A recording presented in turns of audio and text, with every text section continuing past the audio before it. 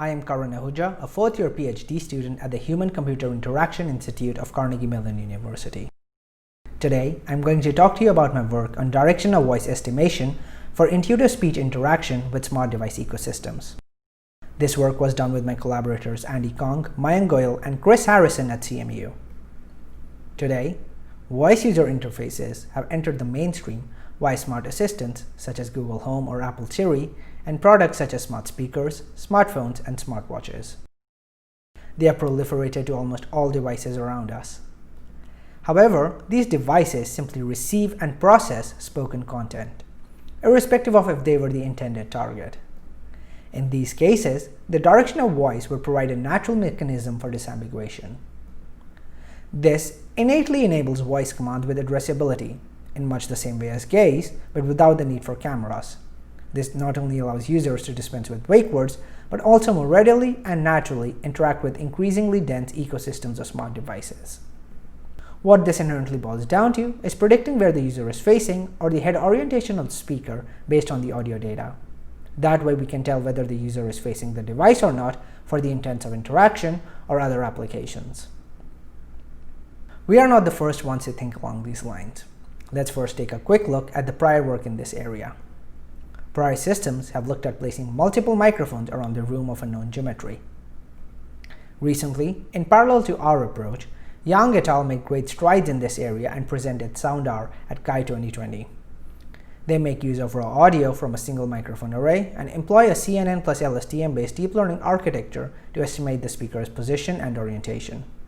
We provide a complementary approach using a single microphone array wherein we pursue a featurization approach that is informed by the physics of sound propagation and the human vocal tract. Our setup consists of a 4-channel mic array, with each channel sampling at 48 kHz. Our approach relies on two fundamental properties. The first is that built environments introduced characteristic multipath effects. When a user speaks towards a device, the first, loudest, and least distorted signal to arrive is the original sound, which took a direct path. All other sounds, which have echoed and scattered off of various surfaces in the environment, are delayed, quieter, and more distorted. The second property on which our approach is built is that the distribution of human speech frequencies varies by spoken angle. The figure here shows the frequency-dependent polar plots from 160 Hz to 8 kHz. In particular, higher frequencies are more directional and also tend to be absorbed by the environment, leaving the more omnidirectional lower frequencies to reach the microphone. This creates a characteristic imbalance between higher and lower speech frequencies that you can see on the FFT. An end-to-end demonstration of our system can be seen here, wherein the user faces the mic array placed on the countertop and speaks to it from different body orientations. The predictions are displayed on the laptop where the processing is happening. When does my bus come? When does my bus come? How is it outside?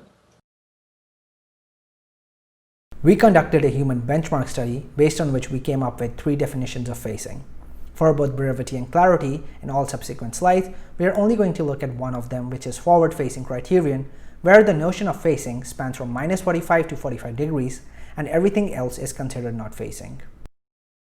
In order to analyze the efficacy of our system across different factors, we collected data from 10 participants in 2 back-to-back sessions wherein the user spoke 2 utterances across 2 rooms and 2 device placements.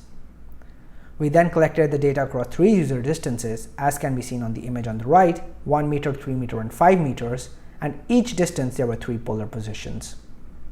And each of this position had 8 orientations, starting from 0 to 360 degrees at 45-degree increments.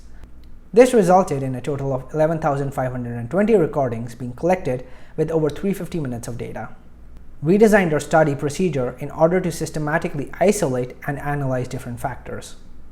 This graph showcases the accuracy of our system across different factors. There are 2 key takeaways from this plot. The first is that our accuracies are in line with human benchmarks showcased here in purple stripes. The second is that we do not see a huge accuracy shift across different placements, people, or utterances, which is great for the generalizability of our model. Thanks for viewing this talk. For any questions, please email me. For further details, please refer to the paper PDF and the full 15-minute talk.